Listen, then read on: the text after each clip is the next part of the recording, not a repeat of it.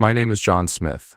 I'm 57 years old, and until last Monday, I was a senior systems architect at Apex Technologies, situated in Austin, Texas. For nearly 2 decades, I was the cornerstone of the IT division, witnessing its evolution from the age of dial-up modems to the current cloud-based infrastructure. 3 CEOs came and went, yet I remained, mentoring every newcomer, rectifying every data loss incident, and consistently working extended hours, weekends, and holidays, all without ever seeking a promotion or acknowledgement. So, when Mark, my manager, summoned me to his office with Susan from Human Resources already present, I knew, even before he spoke a single word. The atmosphere had shifted weeks prior. "I fully understand," I replied, offering a single nod. I departed without further comment. No anger, no pleas, only quiet acceptance. Back at my workstation, I observed junior colleagues glancing my way, then swiftly diverting their gaze back to their screens. News travels rapidly. Most were programmers I'd personally trained. Bright individuals, yet they lacked a comprehensive understanding of the underlying systems or the legacy architecture. None possessed the skills to navigate the custom applications I'd developed or access the administrative credentials deeply embedded within each system. A family photograph, every coffee mug crafted by my son during his high school years, and a small cactus that, unbelievably, had thrived for 17 years under fluorescent lighting. Sarah from marketing approached, her expression etched with concern. "John, I just heard. This is absurd. You practically built this company." I shrugged. Businesses alter their trajectory. But without any prior notice? After everything you've contributed? Her voice rose, attracting unwanted attention. "It's fine," I calmly responded. Really, it wasn't fine. But I wasn't going to create a scene. As I exited, Mark emerged from his office to observe my departure. No farewell, no handshake, just surveillance to ensure my actual exit. What they had consistently overlooked over the years was that I had become an indispensable asset to the entire organization. Not due to exceptional talent, but because of my meticulous nature. I meticulously documented everything. I established robust audit trails years ago to track unauthorized access, as requested by the legal team following a past incident. Moreover, I maintained copies. In my vehicle, I paused, gazing back at the 15-story building where I dedicated most of my adult life. My security pass, recently surrendered, had been renewed 16 times. I started the engine and drove home. They had no idea how enjoyable Wednesday would be. I'd been with Apex since it occupied just 2 floors in a business park. When my daughter, Emily, was in kindergarten, she's now completing her postgraduate studies. The company expanded, and I progressed alongside it. I declined offers from competing companies because loyalty held significant importance to me. My wife, Jessica, used to jest that the servers were my second family. She wasn't entirely incorrect. I possessed intimate knowledge of every system, every workaround, and every unconventional solution to problems that the executives were unaware of. The infrastructure I'd created had endured 3 acquisitions and numerous technological advancements that management enthusiastically embraced, only to abandon months later. Mark became my supervisor 5 years ago, a young ambitious MBA graduate who referred to our department as IT resources rather than individuals. He harbored ideas about streamlining, efficiency, and digital transformation, buzzwords often implying accomplishing more with fewer resources. Initially, I attempted to help him comprehend our systems, the intricacy accumulated over years of growth and adaptation. "We need to future-proof," he'd declare in meetings, completely ignoring me. 6 months ago, he engaged a consultant, David Miller, an expensive suit, a firm handshake, and a Stanford degree prominently displayed on his LinkedIn profile. They'd convene in conference rooms, whispering whenever I approached. 3 months ago, I observed subtle modifications to my access permissions. Nothing overt, simply minor adjustments to administrative controls. I could have protested, but instead, I observed and documented. "You seem preoccupied lately," Jessica remarked one evening, as we sat on our patio. "Is everything all right at work?" I nodded, taking a sip of my beer. "Just changes. Nothing I haven't encountered before." But these alterations felt different. I was being excluded from meetings. Emails concerning system upgrades no longer included me. Younger team members were assigned projects that I would typically handle. A company-wide memo detailing modernization initiatives that had been withheld from me. It outlined a complete restructuring of the IT department under new leadership, David Miller. My position wasn't even included in the organizational chart. That same day, I uncovered something else. During a routine security scan, one of those background tasks that no one else bothered with anymore. I detected unusual patterns in our financial software. Recurring transfers to an unfamiliar vendor, Zenith Solutions Group. A quick search revealed it was registered just last year with a business address that turned out to be a mailbox store. The authorized payments commenced small but escalated monthly. I remained silent, simply documenting the findings, copying the records, and continuing to monitor. Sometimes the quiet observer sees everything precisely because everyone believes they see nothing. The morning after my dismissal, I sat in my home office, staring at my personal laptop. No alarm clock, no commute, only silence, and the weight of recent events. Jessica brought me coffee, placing it beside me without a word. After 19 years of marriage, she knew when I needed solitude. "I'm going to the store," she eventually said. "Need anything?" I shook my head. After she departed, I unlocked the bottom drawer of my desk and retrieved a flash drive, one of several I kept secure. Company policy strictly prohibited removing data, but years ago, when the legal team required an audit system for tracking potential insider threats, I had emphasized the necessity of off-site backups. They approved it, then promptly forgot. Internal emails, meeting minutes I shouldn't have accessed, financial records that regular employees would never see. There it was, a complete history of payments to Zenith Solutions Group, totaling nearly $2.1 million over 18 months. The approval chain led directly to our CFO, Robert Williams. I delved deeper, cross-referencing dates and figures until the pattern emerged. The payments corresponded precisely with a series of software license renewals for company-wide systems. However, the amounts were inflated, sometimes by 15%, sometimes by 20%, small enough to avoid immediate suspicion, yet substantial enough to accumulate significantly. Robert's brother-in-law. They were siphoning company funds through inflated legitimate expenses. I leaned back, feeling a shift within me. Not anger, but something colder, more focused. For 17 years I had solved problems, repaired systems, and protected data. I'd been the dependable one, the steady presence who never caused disruptions, and they discarded me like obsolete equipment. My phone buzzed with a text from Kevin, a junior analyst I'd mentored over the past 2 years. "Sorry about yesterday. Total BS what they did. Miller is already occupying your old office." I set the phone down without replying. The pieces fit together now. Mark and the CFO needed me gone. Before anyone could connect the dots in their scheme, they probably assumed the evidence would vanish with me, that I was merely an aging technology specialist who didn't comprehend modern finance.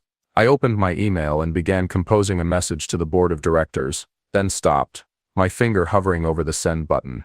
Too direct, too easily dismissed as the bitter accusations of a terminated employee. I needed leverage, precision, a method to expose the fraud that couldn't be ignored or concealed. I deleted the draft and began making plans. Tomorrow was Wednesday, the day of the board meeting. Quarterly financials would be presented. Bonuses would be approved. Perfect timing. I closed my laptop and walked to the living room window, looking out at the neighborhood where we'd raised our children and built our lives. For the first time since yesterday, I smiled. Wednesday morning, I sat in my car across the street from Apex headquarters, observing employees entering through the revolving doors. In the passenger seat was my laptop, logged into an email account I'd created years ago for security testing, one that appeared to originate from an internal company domain, but wasn't tracked in the main directory. At precisely 9:15 a.m., I initiated my first move, an email to Mark with the subject line, "Financial irregularities, urgent review needed," and a concise summary of my findings regarding the Zenith payments. I included sufficient detail to maintain credibility but omitted the brother-in-law connection. If Mark was involved, he'd panic. If not, he'd investigate. Either way, I'd gain insight. 45 a.m. My phone rang. Mark's number. I allowed it to go to voicemail. His message was curt. "John, we need to discuss your email immediately. Call me back." I didn't. Instead, I drove to a coffee shop, set up my laptop, and waited. 30 a.m. Another email arrived. This one from Susan in HR. "Mr. Smith, we've received concerning communication from you that potentially violates your separation agreement. Please cease all contact with Apex employees, and remember your confidentiality obligations. Any further communications may result in legal action." So that's how they were playing it. Threaten, dismiss, isolate. I hadn't signed any separation agreement. At noon, I drove to my bank and accessed my safe deposit box. Inside was another backup, older but containing critical information not included on my regular drives. Among the files were the original security protocols I'd designed, including documentation of who had access to what systems and when changes were made. According to these records, Robert Williams had personally requested expanded access to the financial approval systems 18 months prior, precisely when the Zenith payments began. Mark, Susan, and now David Miller. I hadn't anticipated his involvement so swiftly. Interesting. I checked my personal email to find a message from Kevin, marked urgent. John, they're saying you sent some crazy email about financial fraud. Shh. Miller called an emergency meeting. Everyone's talking. They're revoking your access to everything, even historical data we need for our jobs. What's going on? Poor kid. Caught in the crossfire. I sent a brief reply. Don't get involved, Kevin. Just watch. At 3 p.m., my home phone rang, a number I hadn't used for business in years. I answered but remained silent. John, it's Robert Williams. His voice was steady, controlled. We should discuss your concerns.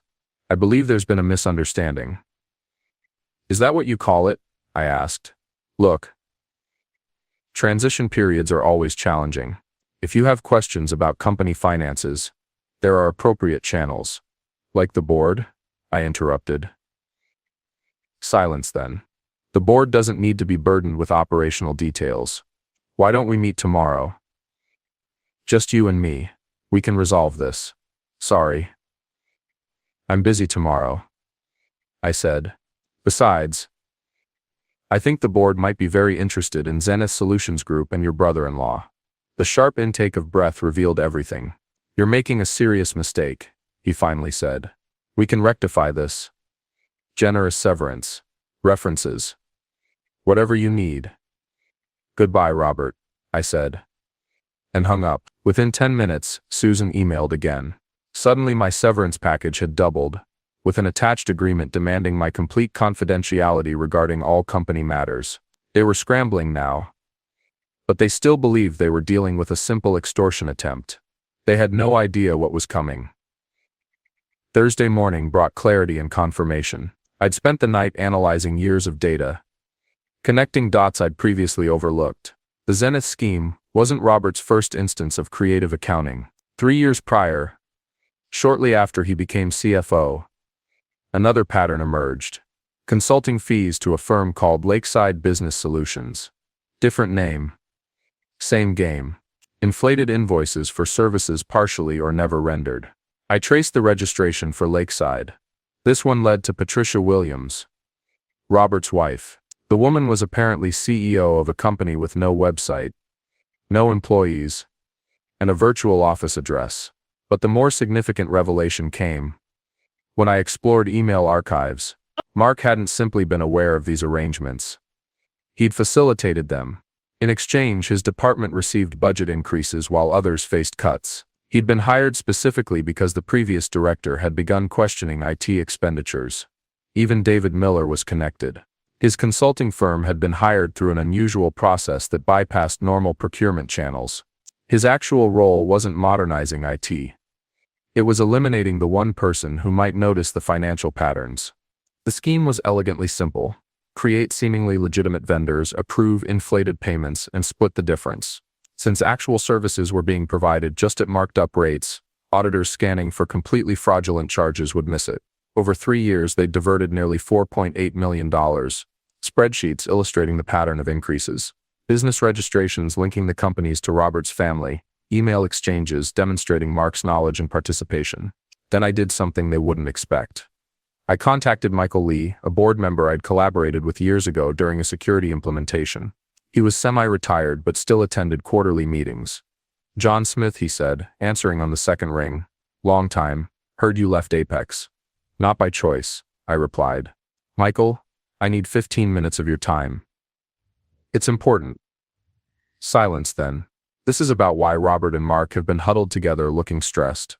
Board meeting was tense yesterday. Probably, he chuckled. Always figured you knew where the bodies were buried. Where can we meet?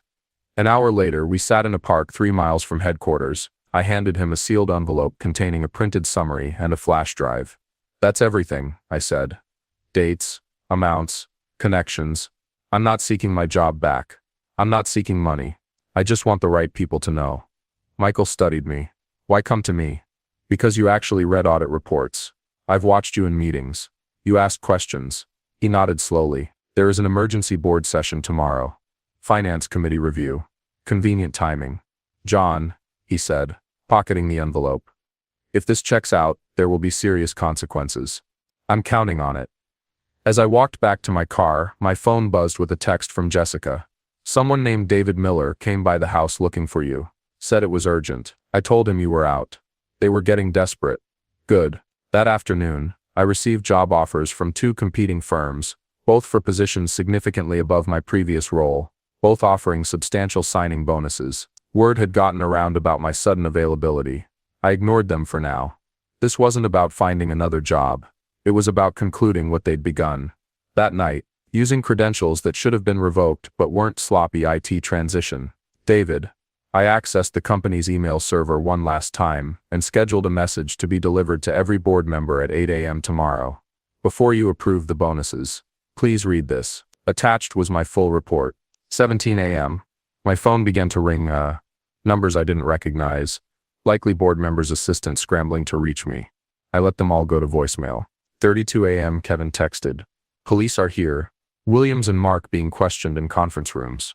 Miller looking sick. What did you do? I didn't respond. The wheels were turning exactly as I'd anticipated. By 10 a.m., Apex's general counsel called. Unlike the others, I answered this one. Mr. Smith, this is Patricia Jones from legal. We need you to come in immediately to discuss information you've provided to the board. I'm available by phone, I replied. This really requires an in-person discussion. No, it doesn't, I interrupted calmly. Everything I know is in that report. Everything I have is already backed up in multiple secure locations. If anything happens to me or my family, additional copies go to the SEC, IRS, and 3 news outlets. Silence. Mr. Smith, she finally said, her voice carefully measured. The board is taking this extremely seriously. They've already placed several executives on administrative leave pending investigation.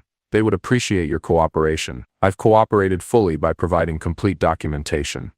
My part is done. After she hung up, I drove to a diner 20 miles outside Austin. No sense being easily found today. Over lunch, news began breaking on local business sites. Apex Technologies executives under investigation for financial irregularities.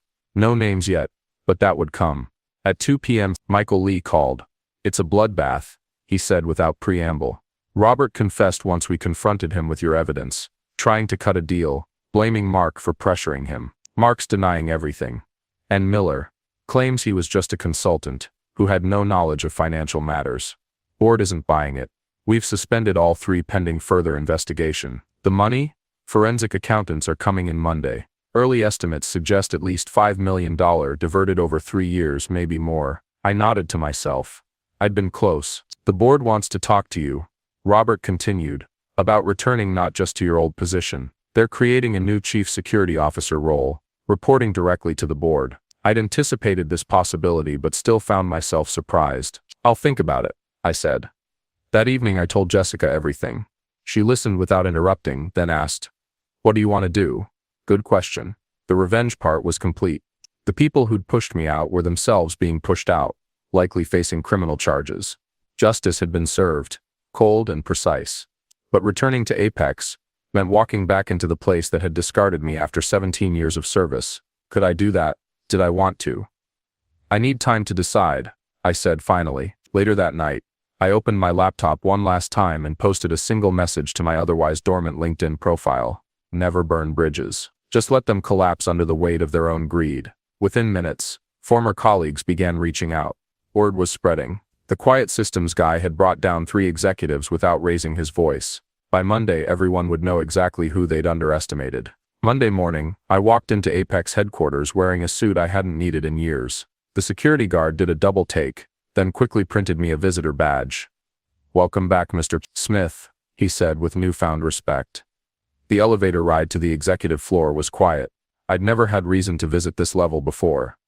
Now I was expected in the boardroom. 10 board members sat around a polished table. Michael Lee nodded slightly as I entered. The interim CEO, previously the COO, looked uncomfortable. Mr. Smith, she began. Thank you for coming. The situation you've brought to light is unprecedented. I remained silent. The full extent of the fraud appears worse than initially reported, she continued. The forensic team has identified nearly $5.5 million in diverted funds. Criminal charges are being prepared. Still, I waited. Chief Information Security Officer. Full executive privileges. Reporting structure directly to the board. We'd like to offer you the role. I set my folder on the table. Inside you'll find my conditions, I said. Non-negotiable. The CEO opened it, scanning quickly. Her eyebrows rose. Full audit authority across all departments. Independent budget. Veto power on financial technology decisions. I nodded once. This is unusual, she said. So was embezzling $5.5 million, I replied. That happened because no one was watching. Now someone will be. The room fell silent. You have until noon, I said, standing. I have other offers. Identifying system vulnerabilities and implementing appropriate security measures. They called. They'd accepted every condition. 6 months later, I sat in my new corner office reviewing security protocols for the upcoming quarter. The view overlooked the Austin skyline, a daily reminder of how much had changed. Robert Williams had pled guilty to multiple fraud charges. In exchange for cooperation, he'd receive a reduced sentence. Still significant. Mark was fighting the charges, insisting he was unaware of the scheme despite the evidence. David Miller had fled to Argentina but was being extradited. The money had been recovered, most of it anyway. Enough that the company avoided serious financial damage. My former team now reported to me, though I'd promoted Kevin to run day-to-day operations. The kid had potential. He just needed someone to see it. A knock at my door drew my attention. Jessica stood there smiling. "Ready for lunch?" she asked. I nodded, grabbing my jacket. As we walked through the IT department, conversations quieted briefly. Not from fear, but respect.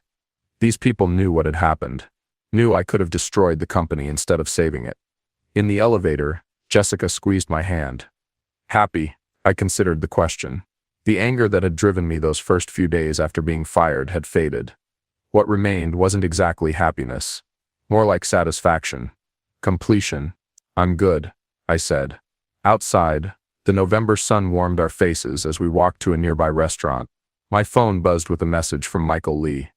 Board approved your security budget increase. Unanimous vote. I smiled slightly. No arguments. No questions. Just trust. Jessica noticed my expression. What is it? Nothing, I said, sliding the phone back into my pocket.